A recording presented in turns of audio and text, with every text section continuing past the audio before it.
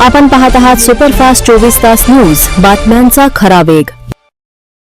या उत्सवामध्ये पूर्ण परभणी शहर दणाणून गेलेले आहे आणि दरवर्षी आमच्या सुवर्णकार समाजातर्फे अन्नदान वाटप देवीच्या उत्सवाला सुद्धा होतो, गणपतीच्या उत्सवाला सुद्धा होतो आणि श्रीराम जन्माच्या उत्सवाला सुद्धा होतो। आमच्या गणेश मंडळ जवळपास 50-60 वर्षापासून चालू आहे।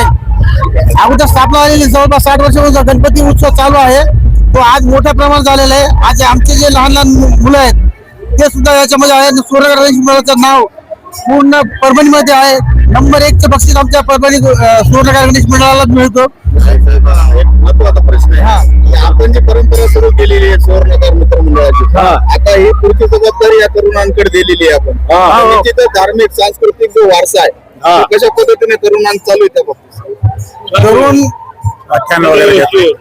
व्याख्यान देतात, विविध प्रकारचे व्याख्यान, मुलीच्या संरक्षणाची जबाबदारी, त्याच्यानंतर समाज प्रबोधन करतात। प्रत्येक वेळेला मोठमोठे धार्मिक कार्यक्रम, यज्ञ आणि संकट मोचनचा सुद्धा कार्यक्रम हा आमच्या इथं प्रामुख्याने होतो।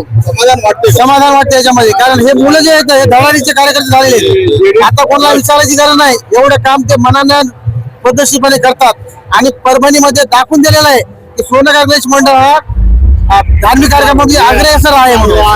जय श्रीराम। आणि या निमित्ताने सर्व परभणीकरांना मी शुभेच्छा देतो। श्रीराम। हा सुवर्णकार गणेश मंडळाचा स्तुतप्रत कार्यक्रम आहे। इथं अन्नदान दरवर्षी 11 वर्षापासून सतत करतोय। हे आम्ही सुवर्णकार गणेश मंडळाच्या हेड खाली करतोय। आमचे प्रेरणास्थान गजाननराव बळीरामजी कुलथे हे आहेत, त्यांनी आम्हाला नेहमी प्रेरणा दिलेली आहे। चाहे उपिन असू, अमोल असू, आपला अशोक ढाळे असो, आमचा माजी नगरसेवक दीपक ढाळे असो, प्रकाश असू, गोपाळ असू, हे सगळे आमचे कार्यकर्ते आहेत।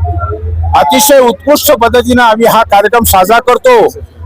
रामनवमीच्या निमित्ताने सर्व भाविकांना आमचा अल्पप्रसाद, जय श्रीराम, अल्पप्रसाद शुभेच्छा।